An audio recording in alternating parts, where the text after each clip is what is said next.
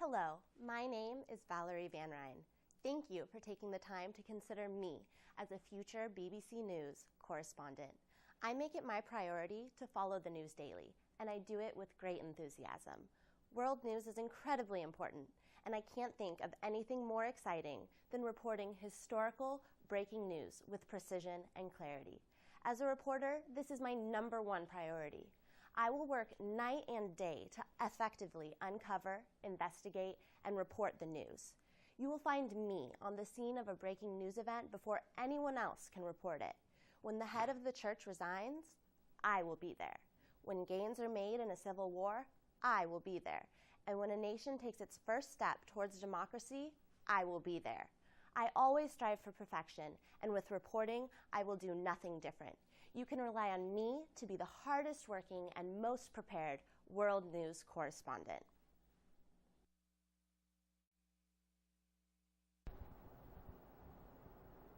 Hey fellas, do you ever feel like you have too much baggage for your pockets to handle? You want to be able to carry more than just your wallet, keys, and phone in your pants. What about breath mints for when your breath smells, or cologne for your night out, or condoms for when you get lucky?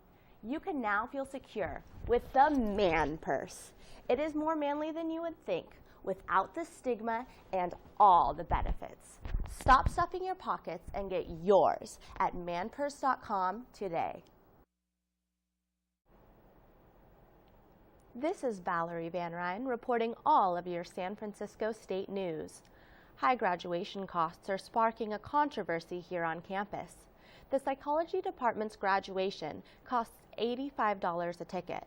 The bill for a family of 4 will be more than $400. Psychology student Leah London attempted to organize an alternative, low-cost ceremony.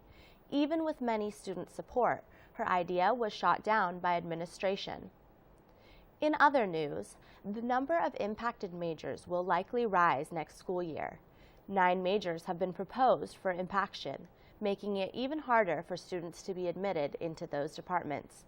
Impacted majors are one of the main reasons students have difficulty graduating. A taxicab was stolen last Friday at San Francisco State. It spurred a police chase all the way to Pacifica and back to campus. The thief crashed the cab and got away. Police are still searching for the individual, who is said to have been wearing a black hoodie. That is it for your SF. Hello, and thank you for tuning in to Real People, Real Problems. I am Valerie Van Ryn, and today I am speaking to an English student from UC Berkeley. She faces the normal pressures and stresses of any college student, but what makes her different is that she is an Army wife. Please welcome Nicola Souza. Thanks for Hello. having me. You're welcome. So, how long have you been married, and how old were you when you got married? I've been married a year and a half now, and I was 21 years old when I got married. And were you in college when you got married? Yes, I was in my first semester at Berkeley. I just transferred. And how was that? How did that, was it different being so young and in college and getting married, or was it natural and what you wanted? Did it just come to you? It was very different, dealing with the pressure of being transitioning to Berkeley from a junior college and planning my wedding and dealing with finals and everything. So it was definitely added pressure, but I loved it. And when did he enlist in the Army, and how did he tell you? He enlisted about 3 years ago, and he told me that that's what he wanted to do, and that he felt that if he never joined, that it would always be a regret in his life. And it was really hard for me because I didn't want him to join. I couldn't stand the thought of him being in any danger, and so it was really hard for me to be supportive in the beginning. Yeah. Was it only because of your worry of him being hurt, or were there other reasons that you didn't want him to join? Based on my belief system, I don't believe that violence is the answer for solving problems, and so that was difficult for me to that was was just a struggle for me that the man that I loved wanted to be in this life and be in that situation. And it kind of terrified me, the thought that he may have to kill someone. And that was really hard for me. Now, do you guys argue about that? Is that a point of difficulty for you two? Or have you come to terms with that? I've come to terms with it. It's something that I just had to accept if I wanted to accept our life together and this phase in our life, that that's something that is a possibility, but I just don't really think about it at this point because he's not in that situation, and so I guess we'll deal with each thing as it comes up.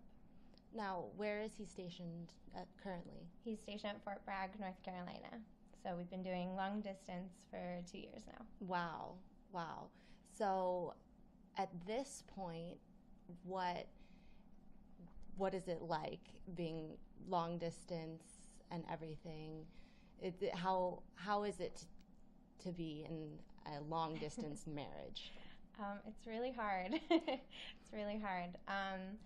Up until about 3 months ago, I just every day was kind of weighed down. I didn't like being away from him. All I wanted to do was be there, and it was a struggle for me to really enjoy being in the moment because, you know, everyone says live in the moment, you have to enjoy life in the moment, and I was like, well, my moment is across the country from me. I want to be there, you know, but I knew that I'd always regret if I dropped out of school or did anything like that because when we decided to get married, we knew that we were so young, but it was really important for us to do the things that we need to do to feel fulfilled in ourselves individually. And I knew that this was a goal, was for me to graduate college and go to Berkeley. So we're sticking it through, and now I've finally been able to enjoy myself being here, doing the things that I love to do for myself, and so it's pretty exciting.